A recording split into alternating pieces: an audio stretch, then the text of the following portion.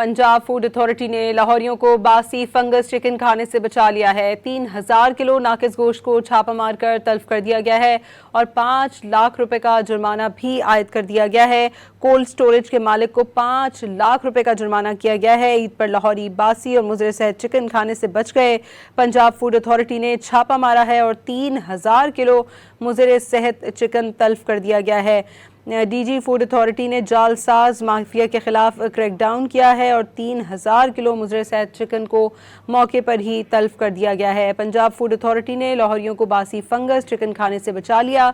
3000 kilo नाकिस गोश्त को छापा मारकर तल्फ कर दिया गया है और 5 लाख रुपए का जुर्माना भी कोल्ड स्टोरेज के मालिक को कर दिया गया है। आपको ये बताएं कि ईद पर सप्लाई के लिए एक्सपायर फ्रोज़न गोश्त कोल्ड स्टोरेज से बरामद किया गया है और उसे मौके पर ही तल्फ कर दिया गया। स्टोर किए गए एक्सपायर बोनलेस गोश्त पर लाजिम लेबल अदम मौजूद पाया गया है। मौके पर गोश्त का तफसीली मुआयना किया गया। इंसानी इस्तेमाल के लिए उसे मुज़र पाया गया है।